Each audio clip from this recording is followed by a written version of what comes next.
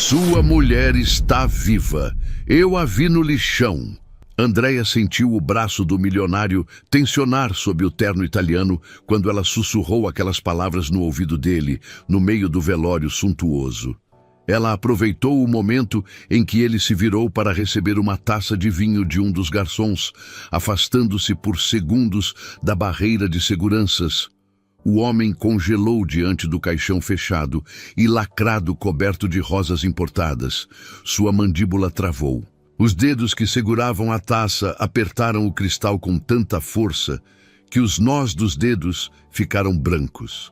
Ao redor, dezenas de pessoas vestidas de preto cochichavam condolências vazias, admiravam os arranjos florais que custavam mais do que o salário anual de uma família inteira e fingiam lágrimas por uma mulher que mal conheceram. Gabriela Mendes, a falecida esposa de Otávio Alcântara, estava ali, dentro daquele caixão lacrado. Pelo menos era isso que todos acreditavam. A fotografia emoldurada sobre a tampa mostrava uma mulher elegante, de olhos escuros e sorriso contido, usando um colar de pérolas que valia o preço de uma casa pequena no subúrbio. O vestido branco que usava na foto era de alta costura, importado de Paris, segundo as revistas de fofoca que cobriam a vida dos ricos. Mas Andréia tinha visto aquele mesmo rosto dias atrás, coberto de lama e desespero, revirando sacos de lixo em busca de restos de comida. Os olhos daquela mulher no lixão eram os mesmos da fotografia, mas carregavam algo que a imagem não mostrava. Terror puro. Ela não conseguira ligar para a polícia naquele momento. A mulher fugiu entre os barracos antes que Andréia pudesse se aproximar. O celular estava sem sinal naquela área, e quando finalmente conseguiu rede, já estava em dúvida. Quem acreditaria nela? Uma garçonete dizendo que viu viva uma mulher que todos os jornais declaravam morta? O que você disse? Otávio virou o rosto lentamente. Os olhos cinzentos se estreitaram enquanto procurava pela garçonete que ousara tocar seu braço. A voz saiu baixa, gelada, perigosa. Cada palavra foi pronunciada com precisão cirúrgica. Repita isso. Andréia engoliu seco. A boca estava tão seca que parecia lixa, mas ela manteve o olhar firme. Não ia se curvar agora, não depois de ter vindo até ali. Ela usava o uniforme simples de garçonete, o avental branco manchado de molho de camarão que tentara limpar no banheiro do salão. A mancha persistia, uma marca de vergonha que a gerente já havia reclamado 2 vezes durante a noite.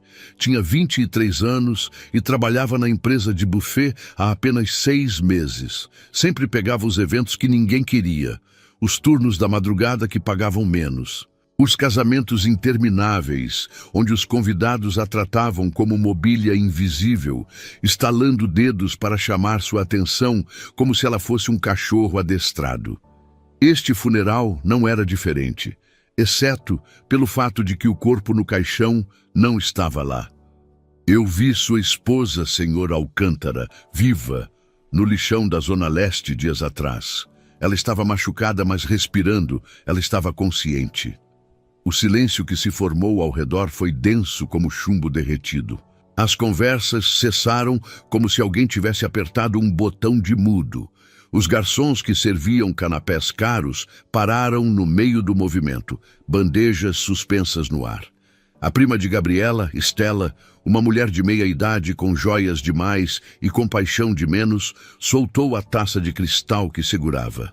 O vidro se estilhaçou no mármore polido. O barulho ecoou pelo salão como um tiro de pistola. Vinho tinto se espalhou pelo chão como sangue. Otávio não desviou os olhos de Andréia. A expressão dele era calculada, fria. A de um predador, avaliando se a presa à sua frente representava ameaça real ou apenas inconveniência que poderia ser eliminada. Você sabe o que está dizendo? Ele deu um passo em direção a ela. Andréia recuou instintivamente. O salto baixo que usava quase torceu em uma rachadura do mármore. Sabe o tipo de acusação que está fazendo? Em um funeral, no velório da minha esposa, na frente de todas essas pessoas que vieram prestar suas últimas homenagens? Eu sei o que vi, Senhor.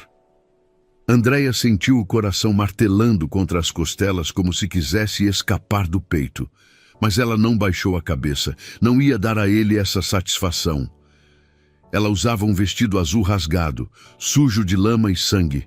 Tinha um corte profundo na testa, acima da sobrancelha esquerda, ainda sangrando. Estava descalça. Os pés estavam cortados, cheios de feridas. Quando me viu, ela correu antes que eu pudesse ajudar. Mas antes de desaparecer entre os barracos, ela gritou seu nome. Gritou alto, desesperada. Disse que o Senhor tinha feito aquilo com ela. A multidão explodiu em murmúrios escandalizados. O volume subiu rapidamente, vozes se sobrepondo em indignação e choque. Estela cobriu a boca com as mãos carregadas de anéis de diamante.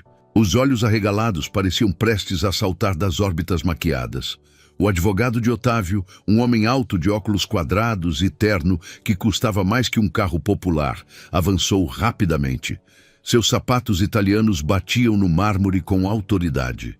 Colocou-se entre o milionário e a garçonete, criando uma barreira física.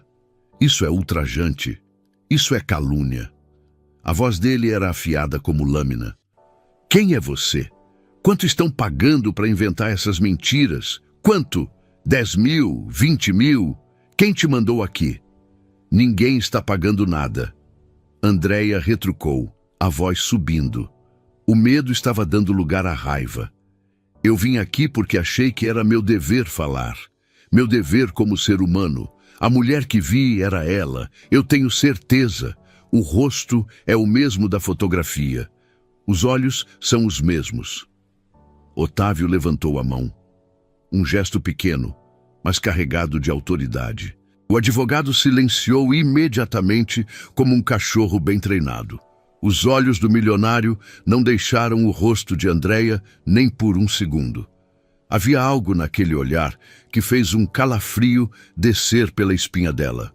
Algo que ia além da raiva ou da ofensa. Era reconhecimento. Era o medo de um homem cujo segredo mais negro acabara de ser gritado em público.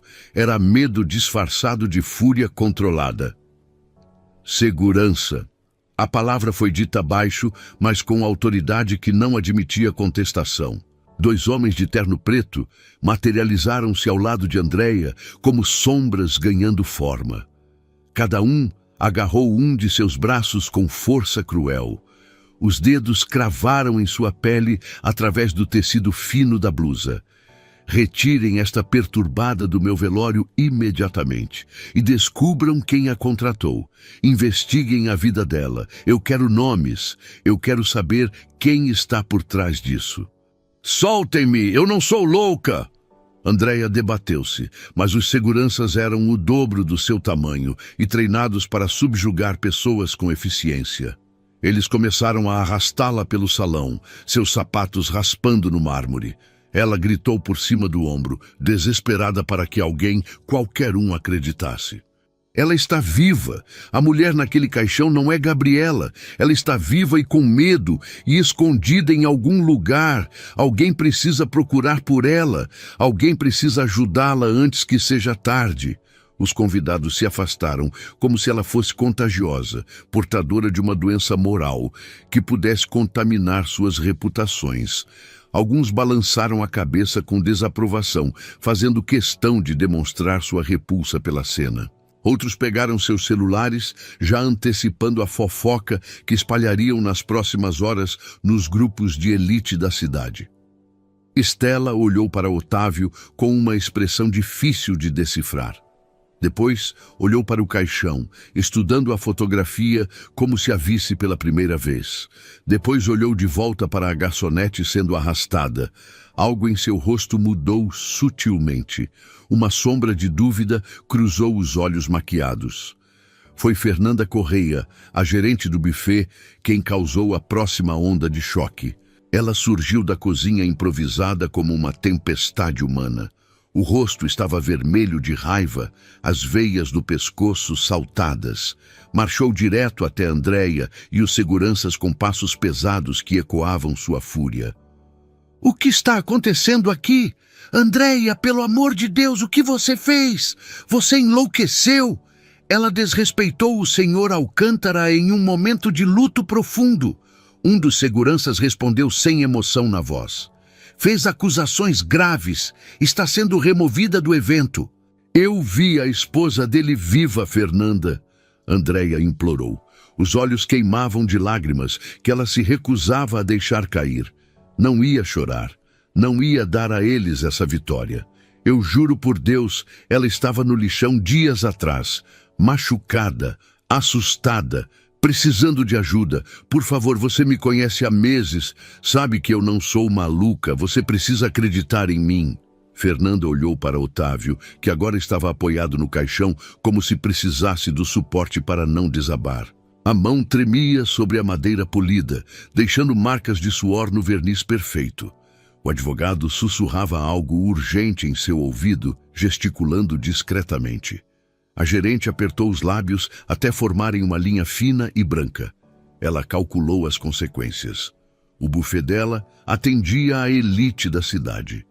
Otávio Alcântara era dono de 3 hotéis 5 estrelas e tinha conexões profundas com todos os empresários importantes.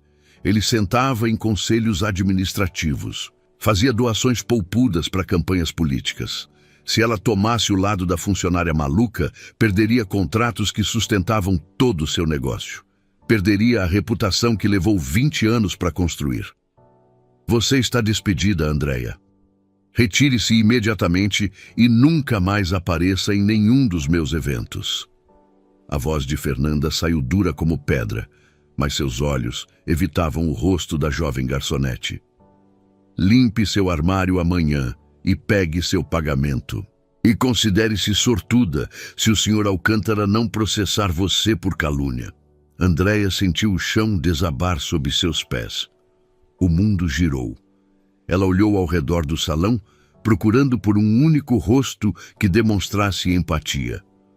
Um único olhar que não fosse de julgamento ou desprezo ou curiosidade mórbida. Mas todos já tinham virado as costas. Voltaram suas atenções para Otávio. Ofereciam palavras suaves de apoio e solidariedade. Reforçavam a narrativa de que a garçonete era apenas uma lunática em busca de atenção ou dinheiro, exceto por uma pessoa. No canto do salão, meio escondido atrás de uma coluna de mármore decorada com flores brancas, estava um homem mais velho. Talvez 60 anos. Usava um terno surrado que já fora bom há uma década, mas agora estava desbotado e com os cotovelos gastos. Contrastava com a opulência ao redor. Ele observava tudo com olhos afiados, inteligentes, processando cada detalhe. Quando seu olhar encontrou o de Andreia, ele fez um gesto quase imperceptível. Um pequeno aceno com a cabeça. Reconhecimento, ou talvez fosse um aviso. Um sinal de que ela não estava sozinha naquela loucura. Os seguranças a empurraram para fora do salão com força renovada. Atravessaram o corredor de mármore, onde mais coroas de flores exibiam mensagens de pesar escritas em cartões dourados com caligrafia elegante. A jogaram na calçada do lado de fora do prédio. Andreia caiu de joelhos. A meia calça barata rasgou com um som alto. Sentiu a pele arranhar no concreto áspero. Dor aguda subiu pelas pernas. Sua bolsa foi atirada ao seu lado sem cerimônia. O conteúdo se espalhou pela calçada suja. Batom barato. Carteira fina. Uma foto amassada de sua mãe sorrindo antes do derrame. "Se voltar aqui, chamamos a polícia e você vai presa." Um dos seguranças avisou antes de fechar a porta de vidro com força suficiente para fazer o vidro estremecer na moldura. Andreia ficou ali, sentada na calçada fria. A garganta apertada, não de frio, embora a noite estivesse ficando gelada, mas de raiva e frustração e medo do futuro. Ela tinha feito a coisa certa, tinha tentado ajudar alguém em perigo, Mas ninguém se importava com a verdade quando ela vinha da boca de alguém que consideravam insignificante, descartável, inferior. Ela juntou suas coisas com as mãos que tremiam. Colocou tudo de volta na bolsa. Ficou de pé com dificuldade. As pernas estavam fracas, os joelhos doendo. Mas ela forçou um passo, depois outro. Precisava ir embora dali. Precisava pensar com clareza. Precisava descobrir como provar o que tinha visto. Porque Gabriela Alcântara estava viva. Andréia tinha certeza disso. Cada fibra do seu ser gritava essa verdade. Se ninguém mais acreditava nela, então ela teria que encontrar a mulher sozinha. Teria que trazer a prova irrefutável. Teria que fazer a verdade vir à tona. Não importava quem ficasse no caminho ou quanto tempo demorasse. Mas enquanto caminhava pela rua movimentada, a cabeça baixa e os pensamentos em turbilhão, Andréia não percebeu o carro preto estacionado do outro lado da avenida. Não viu o motorista pegar o celular e fazer uma ligação. Não ouviu a voz que disse: "Ela sabe alguma coisa. O patrão vai querer saber o que essa garçonete viu. Mantenha vigilância." Quando Andréia virou a esquina, em direção ao ponto de ônibus, onde esperaria sozinha na noite fria, o carro preto começou a segui-la. Mantinha distância segura, mas nunca a perdia de vista. Os faróis apagados para não chamar atenção. A caçada já tinha começado, e ela nem fazia ideia do perigo real que acabara de desencadear. Andréia empurrou a porta do apartamento minúsculo que dividia com a mãe, ainda tremendo da confrontação no funeral. As mãos não paravam de tremer. O lugar cheirava àquela mistura familiar de remédio manipulado, comida requentada e o perfume barato que sua mãe insistia em usar mesmo depois do derrame. Dona Célia estava sentada na cadeira de rodas perto da janela, olhando para a rua através das cortinas finas que não bloqueavam a luz alaranjada do poste da esquina. Chegou cedo. A mãe comentou sem virar a cabeça. A voz saía rouca, arrastada de um lado da boca. Sequela permanente de quem fumou 2 maços por dia durante 30 anos antes do derrame que a deixou parcialmente paralisada. Despediram você de novo? Essa é a 3ª vez este ano. Algo assim? Andréia largou a bolsa no sofá puído. O mesmo que tinham há 15 anos consertado com fita adesiva nos lugares onde o estofamento rasgara. Foi direto para a cozinha. Encheu um copo de água da torneira e bebeu tudo de uma vez. A água estava morna e tinha gosto de cano velho, mas ela não se importou. O copo quase escapou dos seus dedos quando ela tentou colocá-lo de volta na pia. Mãe, se você visse alguém em perigo, alguém precisando de ajuda, você ajudaria, mesmo sabendo que poderia se meter em problemas? Dona Célia finalmente virou a cadeira. Usou o braço bom para girar as rodas com movimentos lentos e trabalhosos. Os olhos cansados, fundos em órbitas marcadas por noites de dor crônica, estudaram o rosto da filha com aquela percepção que as mães têm. Aquela capacidade de ler cada mentira, cada medo escondido, cada segredo que você jura que guardou bem. O que você fez, menina? E não me venha com meias verdades. Sua mãe pode estar velha e aleijada, mas não é burra. Andréia contou tudo. Sentou-se na cadeira de plástico ao lado da mãe e deixou as palavras saírem. Falou sobre o lixão, sobre aquele dia quando tinha ido visitar a tia, que morava perto da Zona Leste, e resolveu pegar um atalho. Sobre a mulher desesperada que vira entre as montanhas de lixo, o rosto coberto de lama, mas ainda assim reconhecível. Sobre reconhecer o mesmo rosto no retrato do funeral. Sobre a acusação pública que fizera, a coragem que reunira para dizer a verdade. Sobre a humilhação de ser arrastada para fora como se fosse nada. Dona Célia ouviu em silêncio. Quando Andréia terminou, a mulher mais velha suspirou fundo. O som veio do fundo do peito, carregado de preocupação. Você sempre foi teimosa, desde pequenininha. Eu me lembro como se fosse ontem.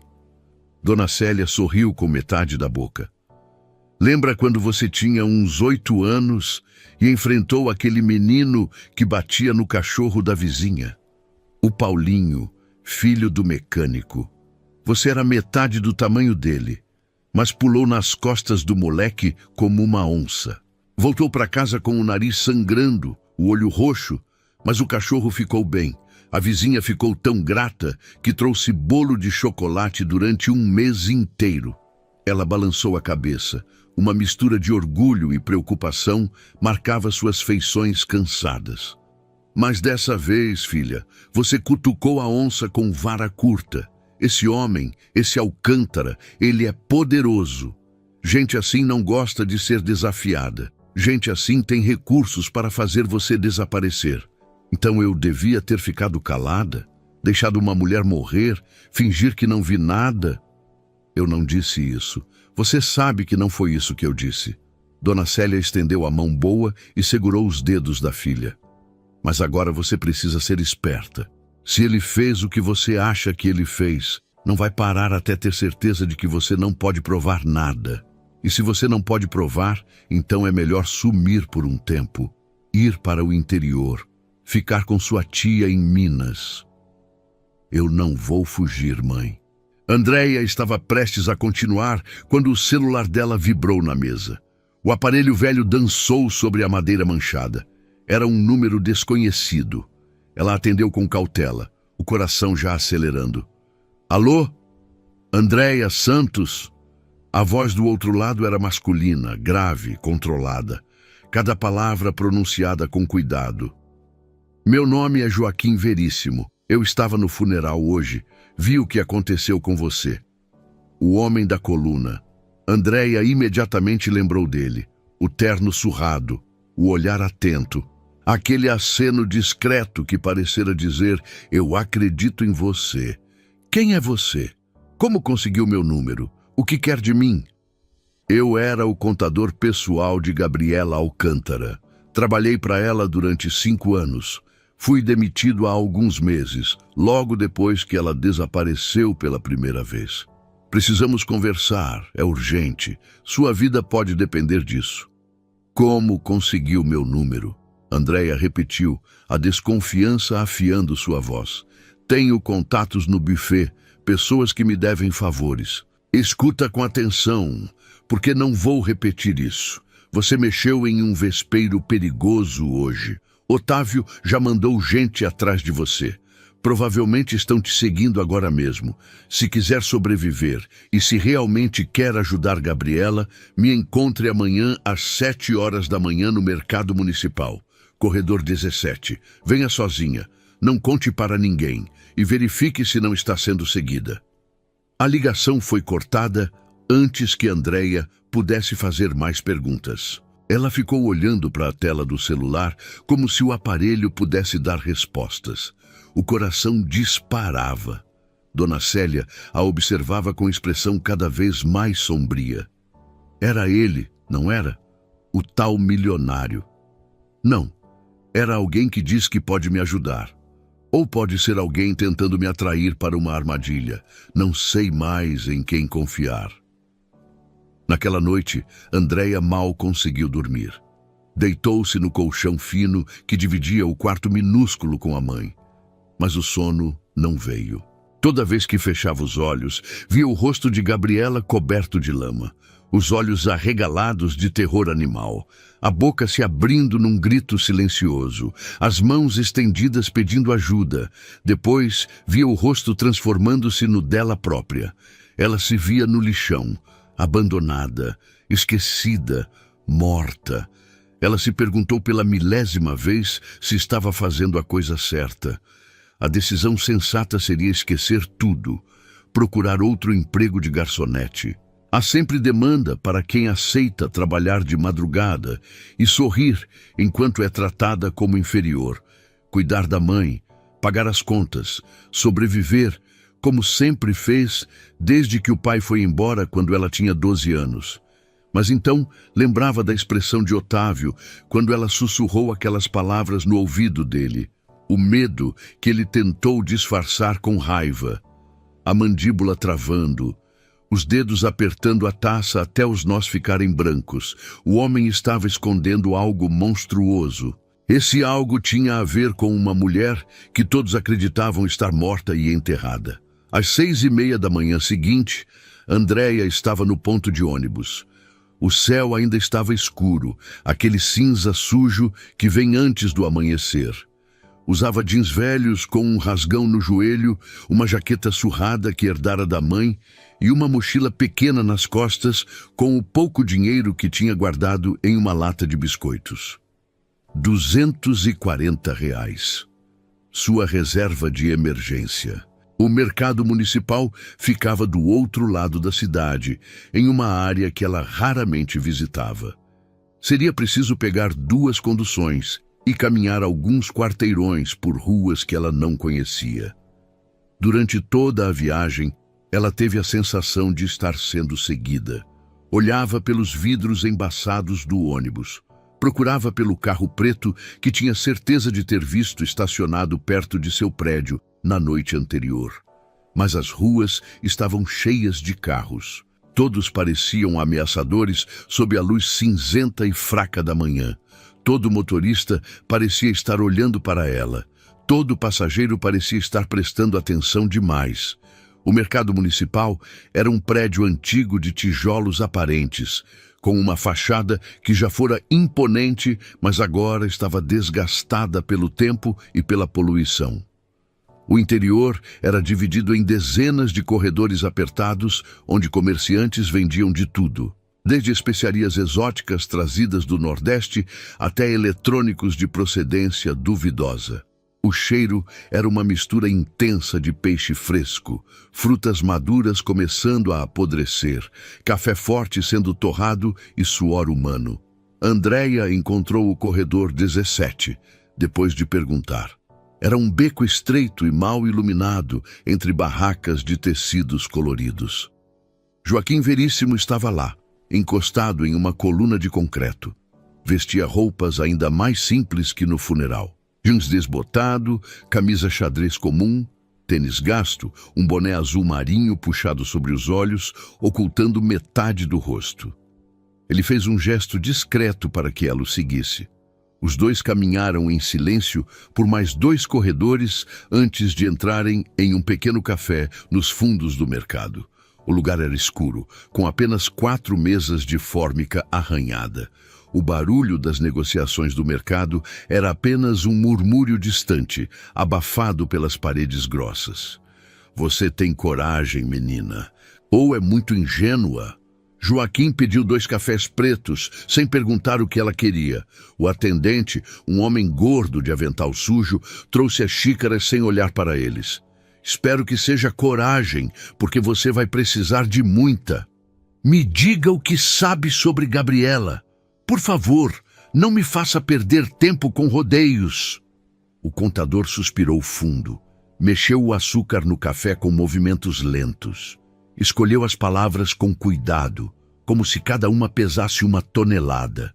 Gabriela descobriu algo que não devia. Eu não sei todos os detalhes. Ela era cautelosa demais para contar tudo para qualquer pessoa. Mas nos últimos meses, antes de desaparecer, ela começou a me fazer perguntas estranhas.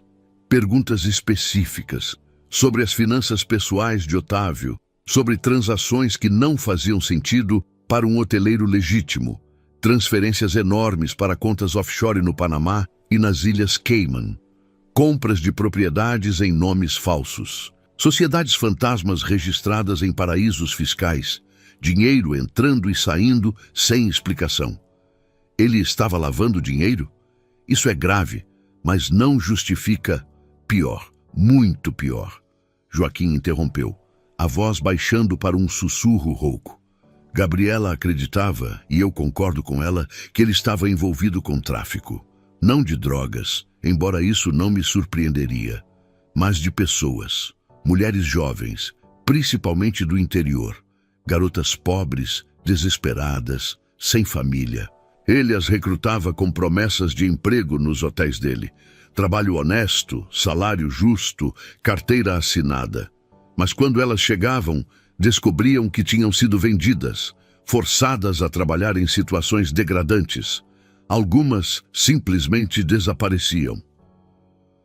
Andréia sentiu náusea subir pela garganta. E ela ia denunciá-lo à polícia? Ela estava juntando provas, com cuidado. Eu a ajudei no que pude. Copiamos documentos quando ele estava viajando, gravamos conversas telefônicas. Mas Otávio descobriu. Não sei como, mas ele descobriu.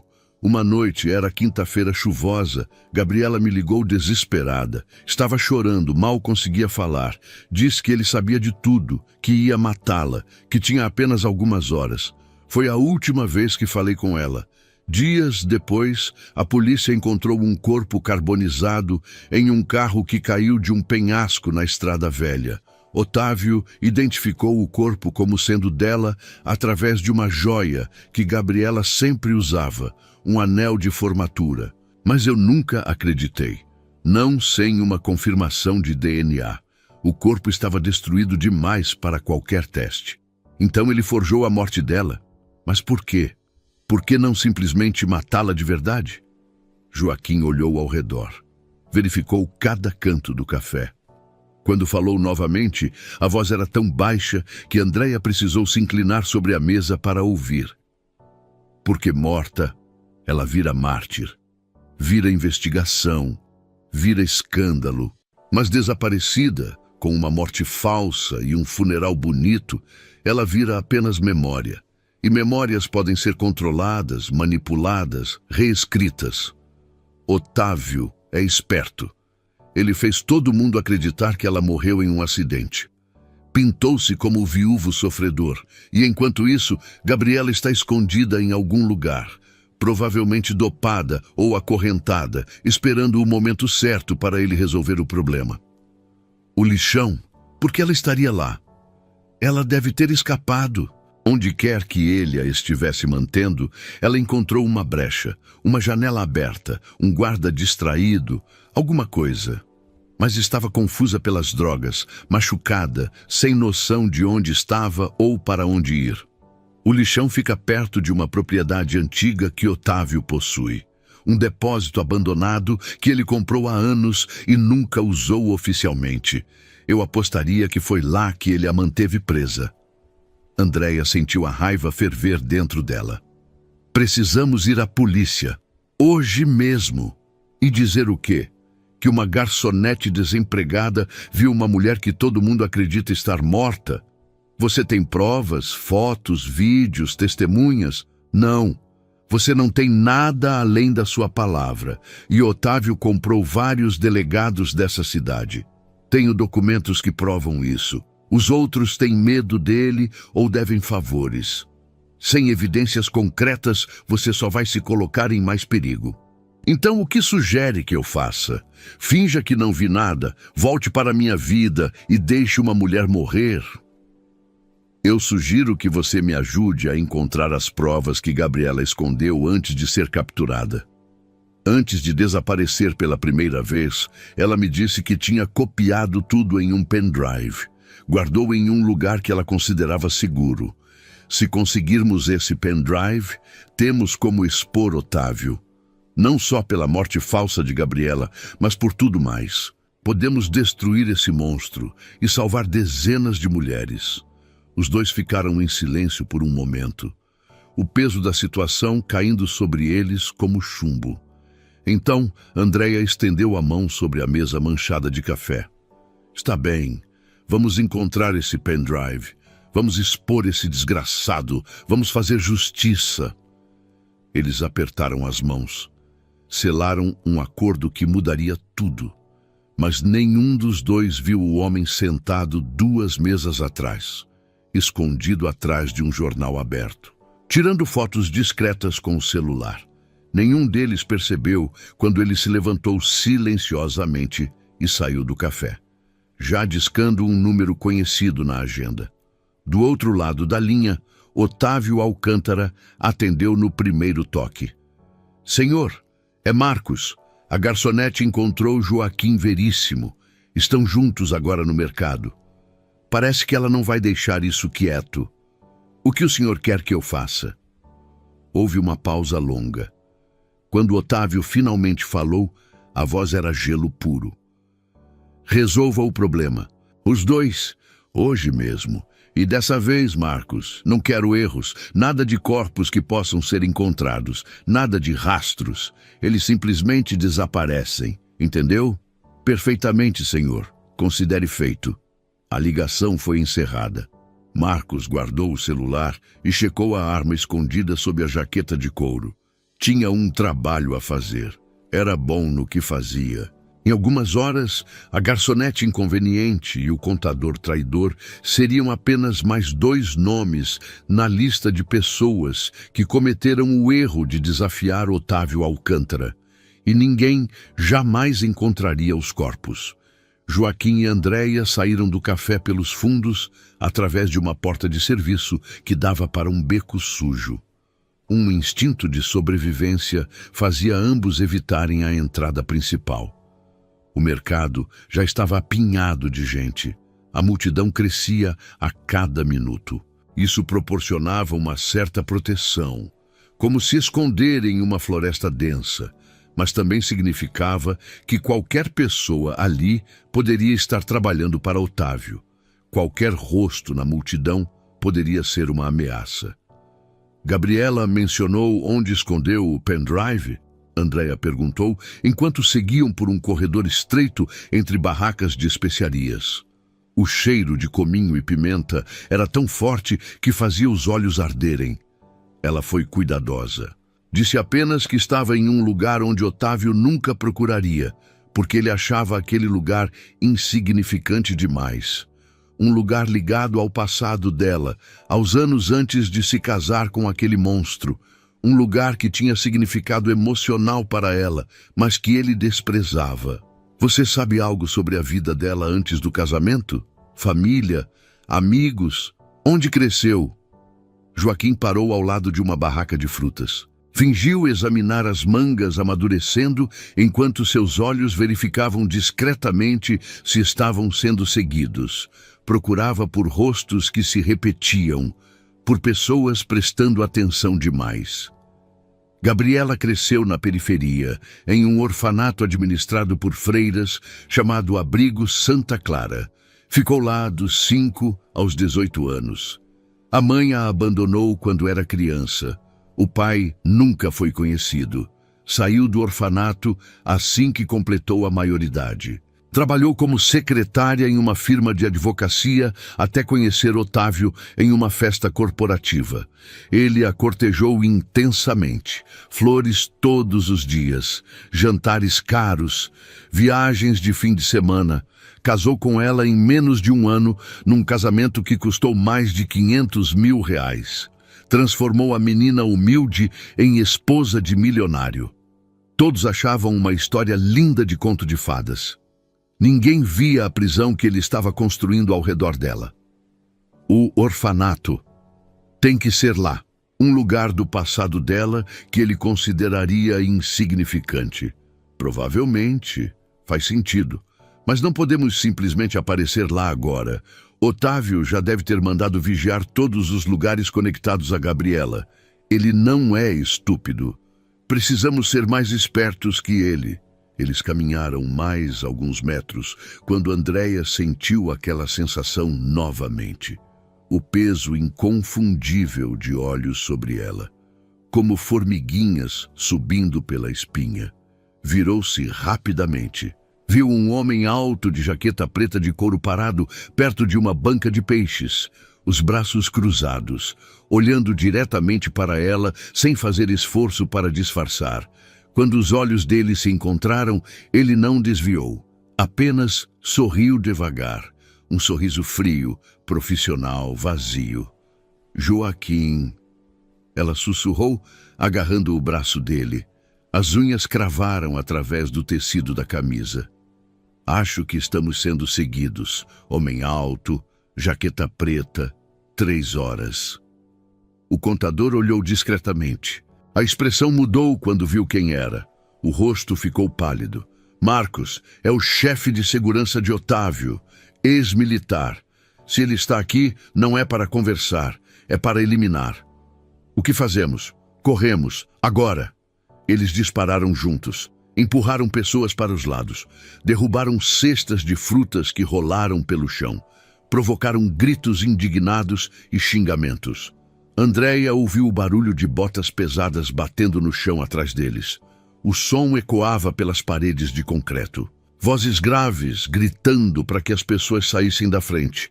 O mercado inteiro virou um caos, de pessoas correndo em todas as direções. Joaquim a puxou para a esquerda. Entraram em um corredor ainda mais apertado, quase um túnel. As barracas aqui vendiam roupas usadas penduradas em arames. Eles se enfiaram por baixo dos cabides. Tecidos velhos roçaram seus rostos, cheiro de mofo e naftalina.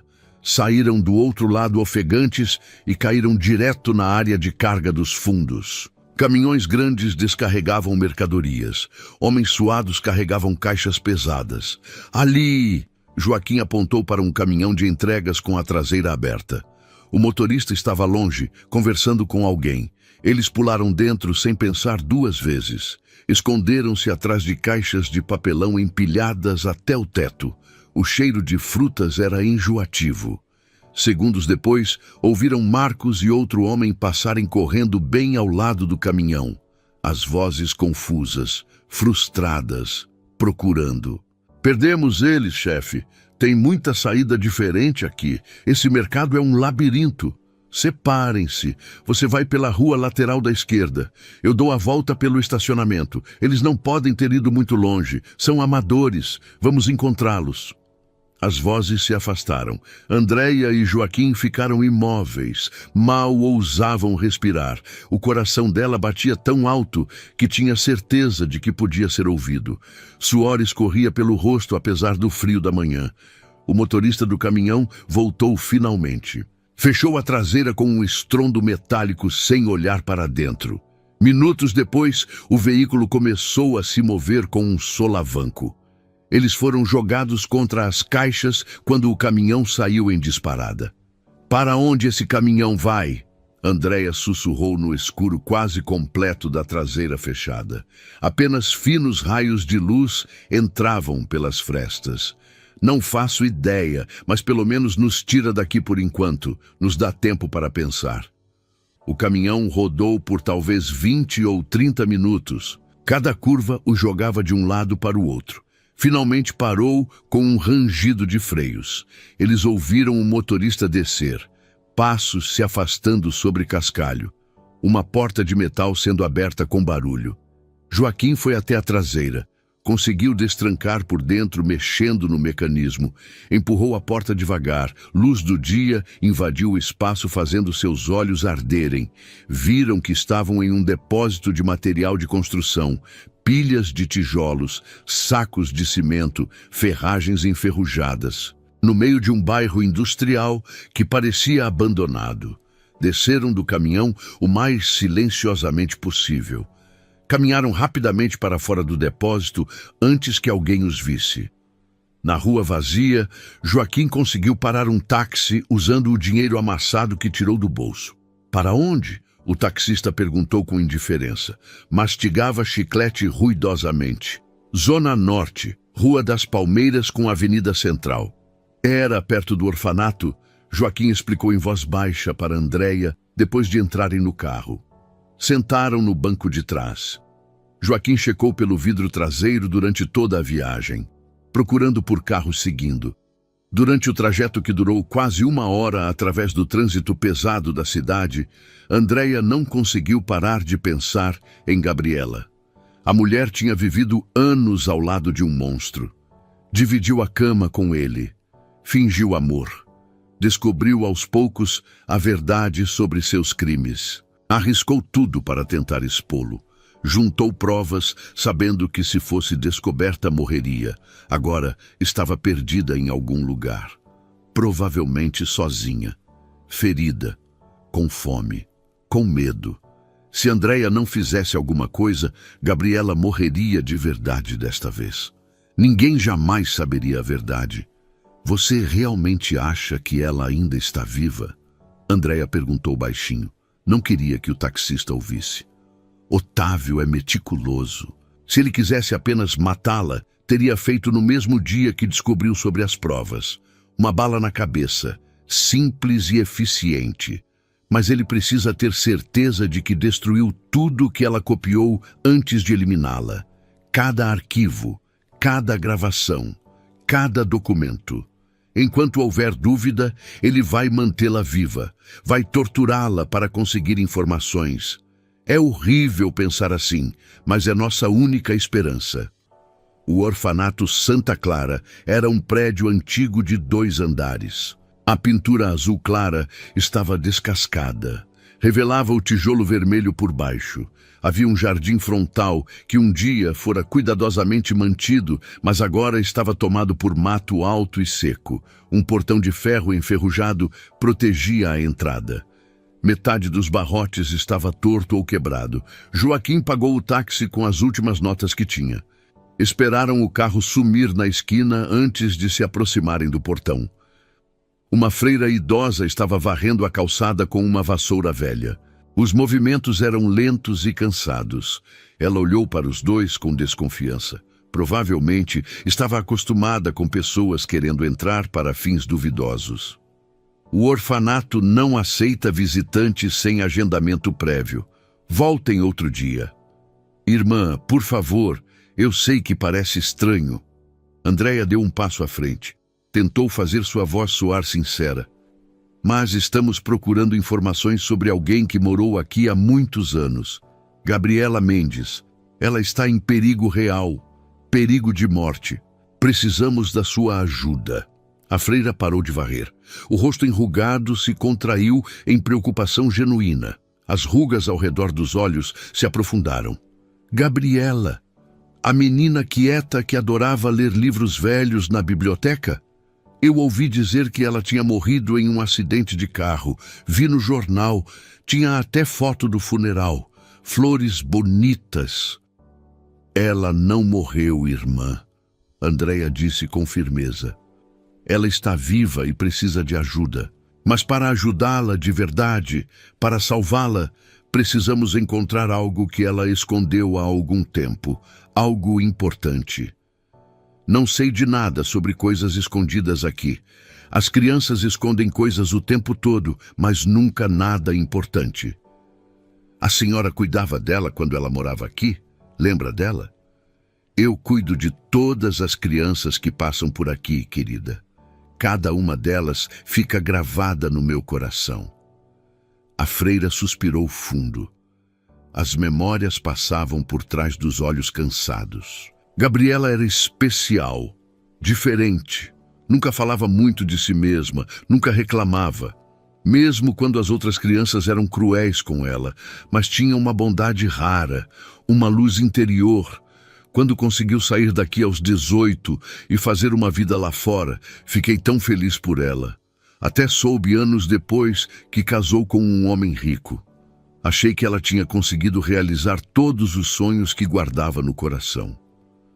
O marido dela é um criminoso. Joaquim falou pela primeira vez. A voz era dura. Ele a mantém presa. Tortura ela.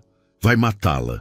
Por favor, se souber de qualquer coisa, qualquer lugar que ela amava vir aqui no orfanato, qualquer esconderijo secreto que ela tinha quando era criança, pode ser a diferença entre vida e morte. A freira estudou os rostos deles por um longo momento, avaliou cada microexpressão, tentando decidir se podia confiar. Finalmente, ela suspirou e acenou para que a seguissem. Havia um lugar especial para ela, no porão. Gabriela passava horas lá quando era criança, mesmo depois de eu proibir. Dizia que se sentia segura lá, protegida. Nunca entendi por quê. Aquele porão é úmido, escuro e cheio de aranhas. Pode nos levar até lá, por favor? A freira hesitou por mais um momento. Depois, abriu o portão com uma chave antiga. Eles entraram no prédio. Passaram por uma sala de estar, onde meia dúzia de crianças de várias idades assistiam um desenho animado na televisão velha. Desceram uma escada estreita que levava ao subsolo. Cada degrau rangia, o cheiro de mofo era forte. Andréia precisou cobrir o nariz. Apenas uma lâmpada fraca pendurada no teto iluminava o espaço apertado, cheio de caixas velhas empilhadas, móveis quebrados esperando conserto que nunca viria. Era ali no fundo. A freira apontou para um canto escuro nos fundos do porão, onde havia uma estante de madeira velha apoiada contra a parede úmida. Ela sempre se sentava atrás daquela estante durante horas. Dizia que era sua fortaleza secreta, o único lugar onde ninguém podia machucá-la. Joaquim e Andréia foram até lá. Empurraram a estante pesada para o lado com esforço. A madeira rangeu alto. Atrás dela havia marcas antigas na parede. Rabiscos infantis feitos com lápis de cor já desbotados, corações irregulares, estrelas tortas, flores simples. E no meio de tudo, escrita em letra cuidadosa de criança, uma frase que partiu o coração de Andréia. Aqui sou livre. Andréia sentiu a garganta apertar. Passou os dedos pelas palavras desgastadas pelo tempo. Tem algo aqui, uma rachadura na parede, parece intencional. Ela enfiou os dedos em uma fenda larga no reboco, puxou com força. Um pedaço de parede falsa se soltou. Revelou um pequeno buraco cavado no tijolo. Dentro havia uma lata velha de biscoitos